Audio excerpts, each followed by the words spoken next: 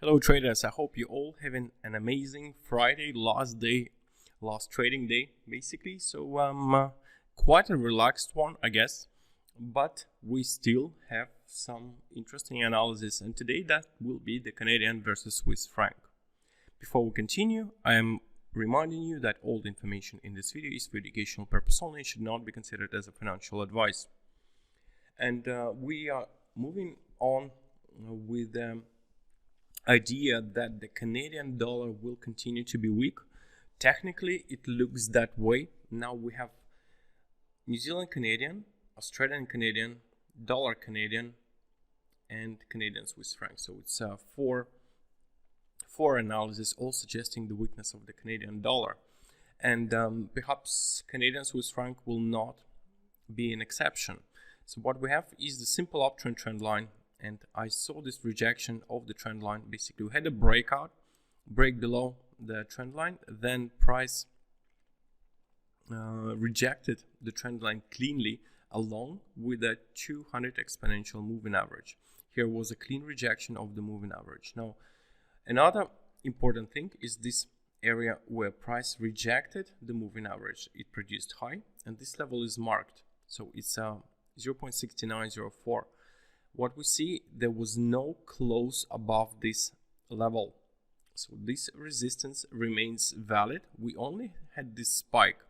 So in the worst case scenario, if the downtrend will be the case, I would not expect actually price to break above this level, not to break and close above. There could be spikes above, but we don't want to see the closing for a candle above this level.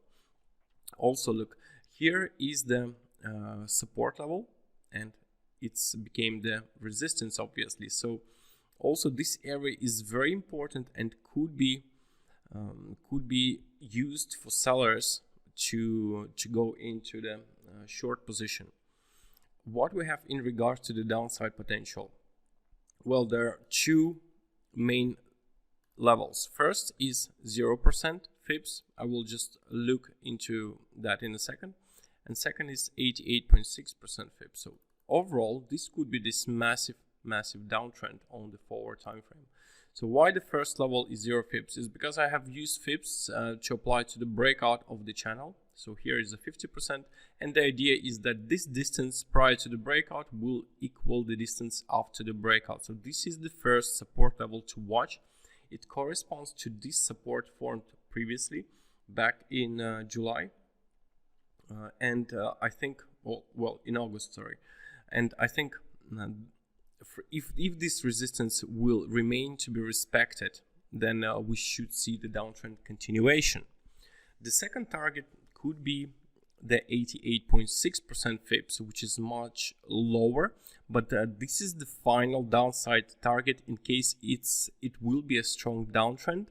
So this at level near 0.6774 could be the final downside support level to watch. So overall, there are two support levels that I do expect to be tested in the long run, because this is for time frame, which means it might take at least a couple of weeks for this all move to be accomplished.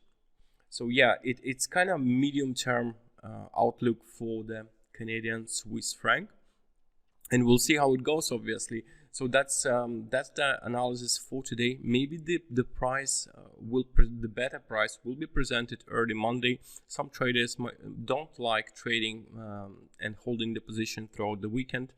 Therefore, we might still consolidate here for the time being, and maybe Tuesday, Wednesday, the trend will start. So for now, we could see the consolidation, continuation consolidation, and maybe even spikes above.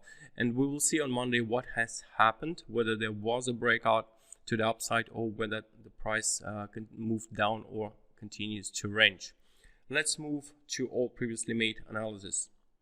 Australian versus Canadian dollar target reached, so that was rejected. So this might suggest the weakness of the New Zealand dollar rather than the strength of the Canadian dollar if price will move down. But also, if there will be a break to the upside, the trend, a bullish trend, might continue, and this is most likely will be the case since I do expect extremely weak Canadian dollar. So I'm done with this analysis for New Zealand Canadian dollar. Congrats to you guys who followed and had similar outlook for this pair. Australian versus New Zealand dollar. Well, here almost reached the support level. So for now, I think it's enough of a move not to leave the positions open. I think traders will be fixing the profits somewhere around this area, although yeah, we already tested the first support, guys, that I was expecting. So I will not be following this anymore. This went quite nicely, so congrats to those who followed that one. So I will not be following New Zealand CAD and Australian versus New Zealand anymore.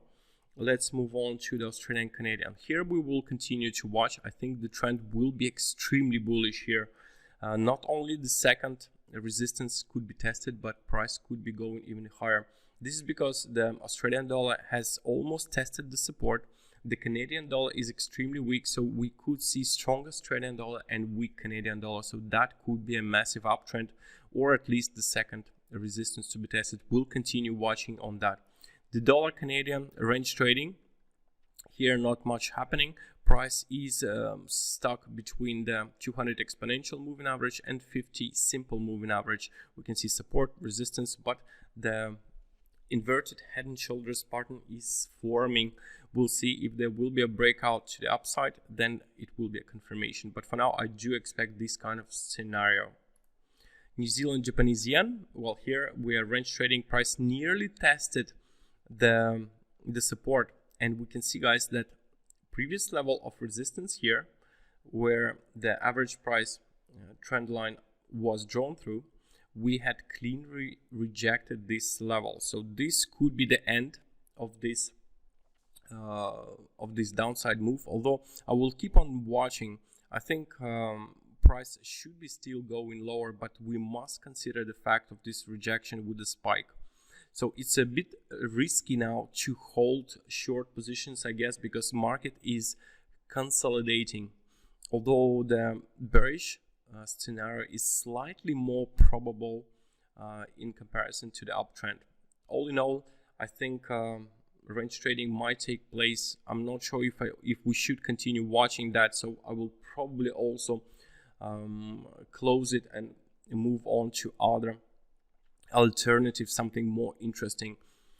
Moving on to the Euro Canadian dollar.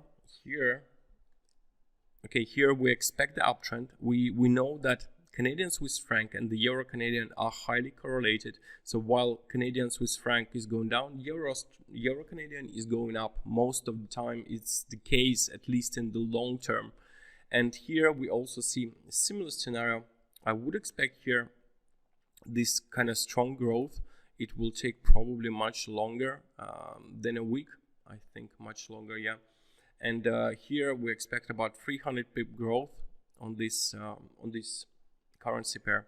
And still we're holding the moving average, we're holding the support, and it does look bullish, but I don't exclude that there will be a consolidation. Price might even attempt to produce spike below this level, although it's unlikely, but as usual, everything in trading is possible. We must expect the unexpected. So all in all, it's a bullish, along with weakness with the Canadian dollar, that I do expect across the board.